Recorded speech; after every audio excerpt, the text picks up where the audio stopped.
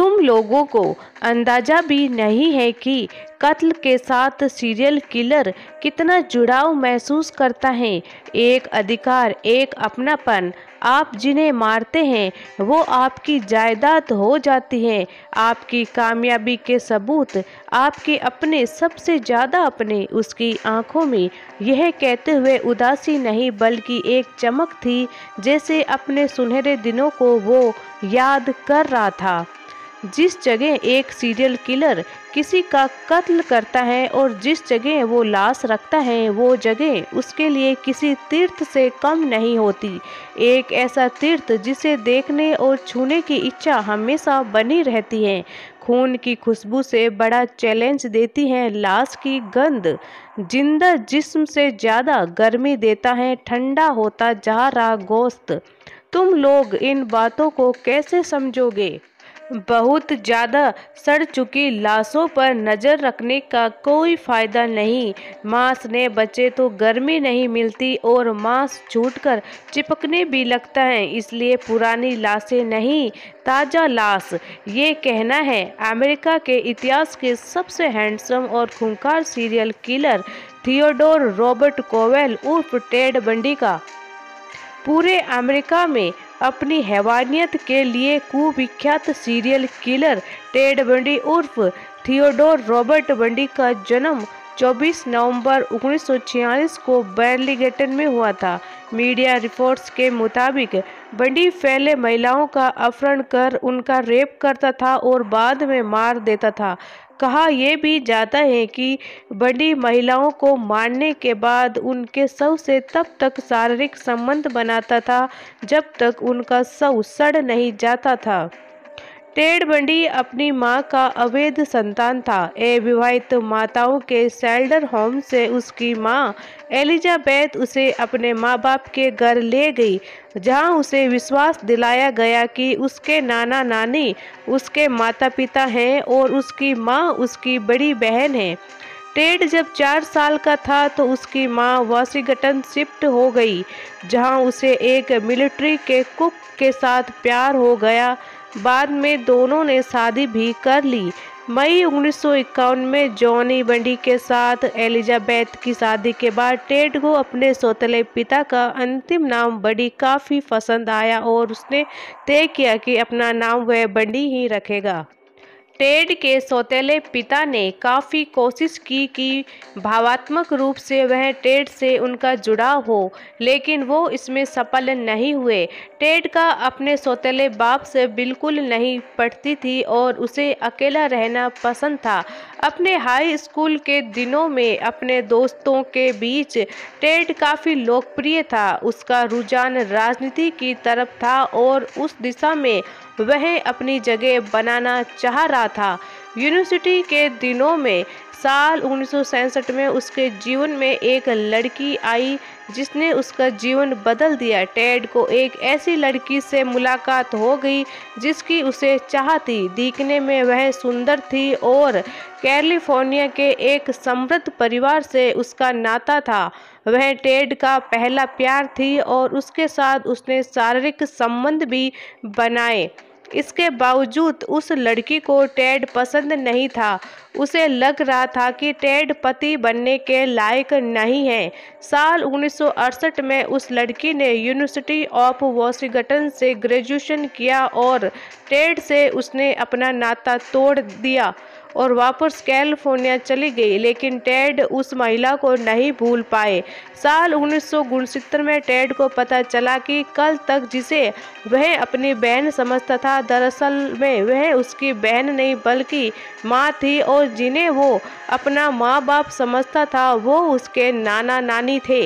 इस जानकारी का उस पर गहरा असर पड़ा।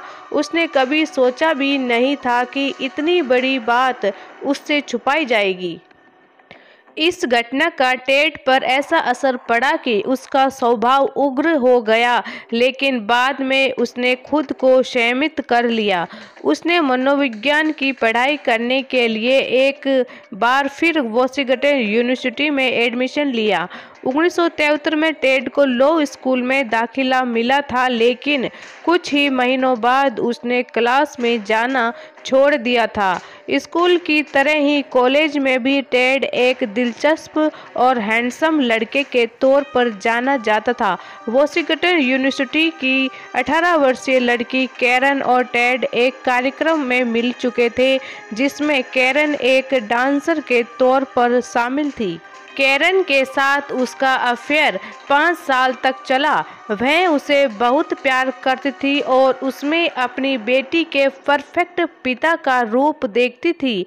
पैसे से सेकेंडरी, कैरन तलाकशुदा थी। शादी के नाम पर टेड यह कहकर इनकार कर जाता कि अभी उसे बहुत कुछ करना है, लेकिन कैरन को भरोसा था कि एक दिन सब ठीक हो जाएगा।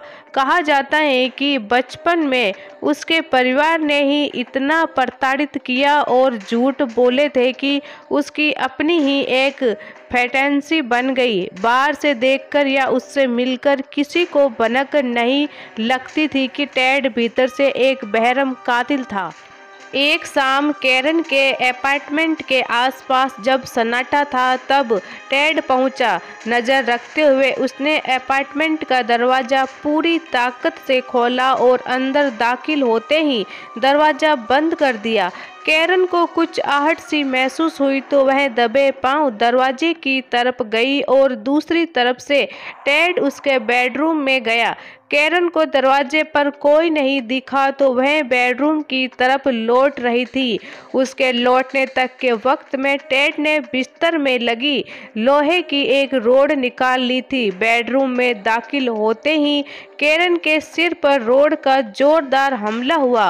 उसके कान के पीछे से खून निकला और सुन्न होकर कैरन बिस्तर के पास फर्श पर गिर पड़ी।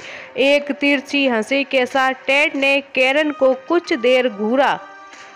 बेहोश पड़ी कैरन को उठाकर टेड ने बिस्तर पर पटका और उसके सारे कपड़े फाड़कर फेंक दिए। फिर टेड ने कैरन के साथ सेक्स की कोशिश की, लेकिन चूंकि कैरन तकरीबन बेजान हो चुकी थी इसलिए उसे इसमें कोई मजा नहीं आया। टेड ने पानी छिड़ककर कैरन को होश में लाने की कोशिश की। उसे कुछ होश तो आया लेकिन उसका शरीर कोई हरकत नहीं कर सकता था। टेड ने कैरन के प्राइवेट पार्ट में उस रोड से पहले छेड़खानी की और फिर हमले। टेड ने कुछ देर बाद कैरन की सांस चेक की तो उसे लगा कि कैरन मर चुकी थी। फिर टेड हंसता हुआ वहां से चला गया, लेकिन कैरन जिंदा थी। 10 दिनों तक वह कोमा में रही और उसके बाद जब कोमा की हालत से बाहर आई तो आवाज के साथ ही वह शरीर के कुछ हिस्सों से परमानेंट अपंगता की शिकार हो चुकी थी। लेकिन जब टेड को पता चला कि कैरन जिंदा बच गई तो उसे खुद पर बेहद गुस्सा आया। ये कुछ ऐसा मामला था कि टेड को नाकामी का एहसास दिला रहा था कि जैसे वे अपनी ही मूर्खता से बाजी हार गया हो। इसलिए उसने गलतियों से सबक लेकर मन ही मन कसम खाई कि ऐसी गलती दोबारा नहीं होगी। टेड बंडी ने कैरन के बाद दूसरा हमला 1 ही महीने बाद किया था। इस बार लड़की थी लिंडा, लेकिन तरीका बिल्कुल वही था। अब उसने गलती नहीं दोहराई, जानलेवा हमला किया। फिर सेक्सुअल एक्ट करने के बाद लिंडा की लाश को वह अपनी कार में लेकर गया। एक वीरान सुनसान जंगल में उसने लिंडा की लाश को एक जगह पटका, लाश का सिर काटकर उसी जंगल में दूसरी जगह रखा। नौजवान और पढ़ाई कर रही लड़कियां ही टेड की शिकार थी। उन्हें तकरीबन एक ही तरह से मार डालना, फिर लाशों के साथ सेक्स करना, जंगल में जाकर लाशों का सिर काट लेना, ये टेड का एक पैटर्न था। यही नहीं, लाशों की खोपड़ियों को वह अक्सर अपने अपार्टमेंट में भी ले जाता था और उनके साथ सोया करता था। ये उसके लिए अपनी जीत के सबूत थे और वह अपनी कामयाबी को इसी तरह एंजॉय करता था। टेड के अपराधों की प्रत्यक्षदर्शी रह चुकी नीटा नेरी के अनुसार वह महिलाओं के साथ बलात्कार कर उनकी नृशंस ढंग से हत्या कर देता था। टेड का शिकार बनी महिलाओं के शरीर पर कई घाव भी पाए गए थे और उनके शरीर की हड्डियां भी टूटी पाई गई। टेड बंडी को पुलिस ने 16 अगस्त 1975 को गिरफ्तार किया था, लेकिन पुलिस के चुंगल से भाग निकला था।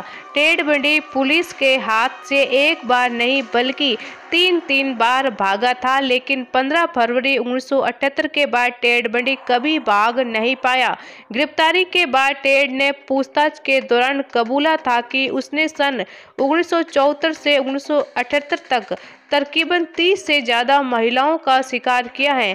साथ ही टेड ये भी कहता था कि उसके चार्म के सामने महिलाएं टिक नहीं पाती थी और खुद बेखुद उसके चुंगल में फंस जाती थी। वहीं पुलिस ने बताया था कि 2 महिलाओं के शरीर से मिले दांतों के निशान से टेड बंडी के बारे में पता चला था। बताया जाता है कि उसने अपने घर में 12 से अधिक महिलाओं के धड़ से अलग किए गए सिर सजाए हुए थे। इस कुविख्यात हत्यारे का अंजाम भी उसके कृत्यों जैसा था। बंडी ने 30 हत्याओं को स्वीकार किया और 24 जनवरी 1999 को सुबह 7:13 पर उसे इलेक्ट्रॉनिक कुर्सी पर मौत की सजा दी गई। बताया जाता है कि टेड की मौत के बाद जेल के बाहर मौजूद लोगों ने जश्न मनाया था। तो मेरे प्यारे दोस्तों, अब आप सोच रहे होंगे कि इतना शातिर सीरियल किलर पकड़ा कैसे गया होगा। ये स्टोरी भी बड़ी दिलचस्प है। अगले कुछ महीनों में आसपास के कई इलाकों में कई लड़कियां गायब होने लगी और मीडिया में अफरा तफरी मच गई। विडंबना ये थी कि टेड सरकारी आपातकालीन सेवा विभाग में काम करने लगा था। गुमशुदा लड़कियों के मामले यही विभाग निपटाता था। कुछ महीनों बाद जंगलों में गुमशुदा लड़कियों की लाशें पाई गई। स्थानीय लोगों से पूछताछ करने के बाद पुलिस ने संदिग्ध अपराधी का एक स्केच और विस्तृत वर्णन तैयार किया। स्केच और विवरण देखने के बाद 4 औरतों ने टेड पर उंगली साधी। ये 4 औरतें थीं महिला पुलिस अधिकारी एन रूल, आपातकालीन सेवा विभाग की एक कर्मचारी, वॉशिंगटन यूनिवर्सिटी में मनोविज्ञान की एक प्रोफेसर और टेड की छमिया एलिजाबेथ। पर पुलिस वालों ने इन चारों महिलाओं के इल्जामों को नज़रअंदाज कर दिया। ऐसा नहीं था कि पुलिस वाले पूरे भोंदू थे। बात यह थी कि उनके पास हर दिन लगभग 200 संदिग्ध लोगों के नाम आते थे। ऐसे में उन्हें लगा कि टेड जैसा सीधा साधा लॉ स्कूल में पढ़ने वाला और सरकारी विभाग में काम करने वाला कोई सीरियल किलर नहीं हो सकता। अगस्त 1974 में टेड को यूटा यूनिवर्सिटी के लॉ स्कूल में एडमिशन मिल गया। उसके यूटा जाते ही यूटा राज्य में भी जवान लड़कियों के बलात्कार और कत्ल के मामले सामने आने लगे। कई साल बाद गिरफ्तार होने के बाद सिरप्रे टेड ने पुलिस को बताया कि वह जंगल में जाकर मलिशा स्मिथ और लौरा एमी की लाशों पर मेकअप करता था और उनके बालों को शैम्पू से धोता था। नवंबर 1974 में जब टेड की छमिया एलिजाबेथ ने यूटा की घटनाओं के बारे में सुना तो उसने एक बार फिर वॉशिंगटन पुलिस से कहा कि उसे टेड पर शक है। पुलिस ने टेड को कुछ गवाहों के सामने पेश किया, पर ये मूर्ख गवाह उसे पहचानने में नाकामयाब रहे।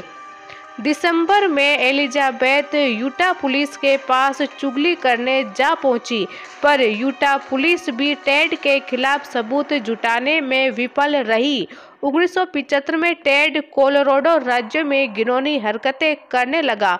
वह सार्वजनिक स्थानों पर विकलांगता को ढोंग रचाकर या फिर अपने आप को सरकारी अफसर बताकर लड़कियों को फुसलाता था।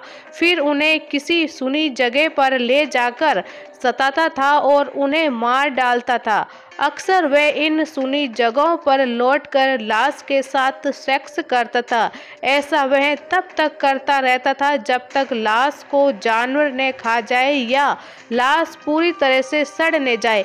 कभी कभी वह अपने शिकार के घर में घुसकर ही उनका कत्ल कर देता था। उसने कम से कम 12 पीड़िताओं के सर काटे थे और इनमें से कुछ सर अपने घर पर स्मृति चिन्ह के रूप में रखे थे। टेड देखने में बड़ा हैंडसम था, जिसकी वजह से बेवकूफ लड़कियां उसके जाल में फंस जाती थी। उदाहरण के तौर पर 26 वर्षीय जूली कनियम को ही ले लीजिए। 15 मार्च 1975 को टेड वैसाखी लेकर उसके पास पहुंचा और उसने अपने आप को विकलांग बताकर कुछ सामान कार तक ले जाने के लिए उसकी मदद मांगने लगा। भोली भाली जूली जैसे ही कार तक पहुंची, टेड ने उसके हाथों में हथकड़ी लगा दी और एक सूनी जगह पर ले जाकर उसके साथ दुराचार कर उसे मार दिया। छोटी मोटी बच्चियों भी इसी राक्षस की बुरी नीयत से नहीं बच पाई। अब लाइनेट डॉन क्लेवर को ही ले लीजिए। 12 साल की इस नाबालिग लड़की को टेड ने स्कूल से अगवा कर लिया, फिर उसे एक होटल में ले जाकर पानी में डुबाया और उसकी इज्जत लूट ली। बाद में उसे मारकर उसका शव एक नदी में डाल दिया।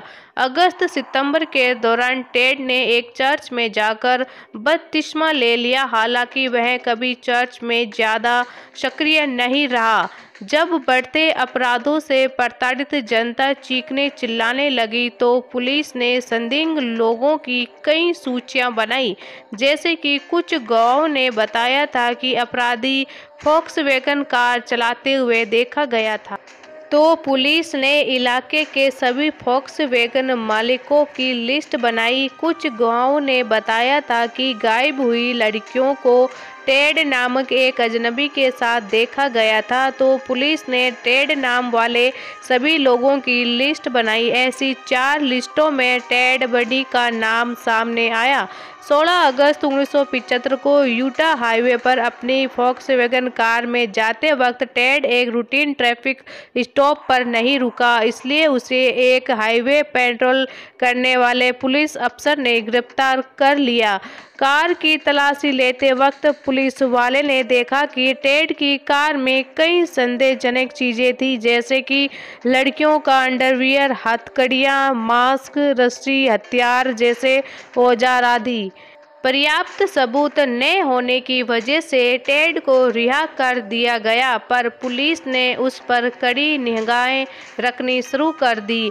सितंबर में जब टेड ने अपनी कार एक किशोर को बेची तो पुलिस ने कार को जब्त कर लिया और FBI द्वारा उसकी जांच करवाई। इस जांच पड़ताल में कुछ अगवा की गई लड़कियों के बाल मिले। इनमें से एक लड़की थी कैरोल डोरांच, जो 1974 में टेड से मिली थी। टेड ने अपने आप को रोजलैंड नाम का एक पुलिस अफसर बताकर कैरोल को हथकड़ी पहना दी थी, पर कैरोल किसी तरह उसके चुंगल से बच निकली थी। गांधी जयंती के दिन 2 अक्टूबर को पुलिस ने टेड को कैरोल के सामने पेश किया और कैरोल ने उसे झट से पहचान लिया। चूंकि टेड के खिलाफ अन्य मामलों में कोई ठोस सबूत नहीं थे, उसकी मां और उसके सौतेले बाप ने उसे $15,000 की जमानत देकर छुड़वा लिया। 23 फरवरी 1976 के दिन उसका केस अदालत में आया और कैरोल का अपहरण करने के लिए उसे 15 साल की सजा मिली। इस हैवान को यूटा की जेल में रखा गया, पर जेलर इतने ढीले थे कि यह दुष्ट 2 बार जेल से फरार होने में सफल हो गया। दूसरी बार भागने के बाद यह फ्लोरिडा जा पहुंचा। 15 जनवरी 1978 को एक खराब ताले के चलते फ्लोरिडा यूनिवर्सिटी के गर्ल्स हॉस्टल में जा घुसा। पहले तो इसने रात के 2:30 बजे 21 वर्षीय मार्गरेट बोमैन को एक लकड़ी के टुकड़े से मारा और फिर एक जुराब से उसका गला घोंट दिया। यह दुष्कर्म करने के बाद वह 20 वर्षीय लिसा लेवी के कमरे में घुस गया और उसे मार मार कर बेहोश कर दिया। फिर उसने बेचारी लिसा की एक चूची तोड़कर शरीर से अलग कर दी और एक बोतल से उसका बलात्कार कर दिया। अब वह कैथी क्लीनर के कमरे में जा पहुंचा, जहां उसने अबला नारी का जबड़ा तोड़ दिया और फिर उसके कंधे को चीर दिया। इसके बाद उसने कैरेन चैल्डर के दांत और उंगली तोड़ दी और सर पर चोट मारकर उसे घायल कर दिया। 15 मिनट में यह 4 कांड करके भी इस दानव के मन को शांति नहीं मिली। वह कुछ दूर एक घर में जा पहुंचा, जहां उसने चेरिल थॉमस नामक एक स्टूडेंट की हड्डी पसली एक कर दी। चेरिल एक डांसर बनना चाहती थी, पर उसकी टेड ने उसकी खोपड़ी, कंधा और जबड़ा तोड़कर उसका यह सपना हमेशा के लिए मिटा दिया। इस हमले के कारण बेचारी चेरिल पूरी जिंदगी के लिए बहरी हो गई। 8 फरवरी को अपनी हैवानियत की प्यास बुझाने ये हवस का पुजारी एक 14 साल की लड़की के पास जा पहुंचा। अपने आप को एक पुलिस अफसर बताकर इसने उस बच्ची को फुसलाने की कोशिश की, पर तभी बच्ची का बड़ा भाई आ गया। जब भाई ने पूछताछ करनी शुरू की तो टेड दुम दबाकर भाग गया, पर दोपहर को उसने 12 वर्षीय किम्बर्ली डियन लीच को एक स्कूल से अगवा कर लिया और उसके साथ जोर जबरदस्ती करके उसका काम तमाम कर दिया। 12 फरवरी 1978 को टेड फ्लोरिडा में एक कार चुराकर भागा, पर 3 दिन बाद ही उसे डेविड ली नामक पुलिस अफसर ने कार चुराने के जुर्म में पकड़ लिया। बाद में डेविड को पता चला कि उसका बंदी कुविख्यात अपराधी टेड बंडी है। 1979 में टेड बंडी को अदालत में पेश किया गया और उस पर कई केस चले। 1999 में उसे बिजली की कुर्सी से सजा-ए-मौत मिली। पुलिस के अनुसार उसे अपने अपराधों की गंभीरता का जरा भी एहसास नहीं था। तो दोस्तों, आपको यह सीरियल किलर की क्राइम स्टोरी कैसी लगी नीचे कमेंट करके ज़रूर बताएं। अगर आप इसी तरह और भी स्टोरीज पढ़ना चाहते हैं तो इस चैनल को सब्सक्राइब करें। धन्यवाद।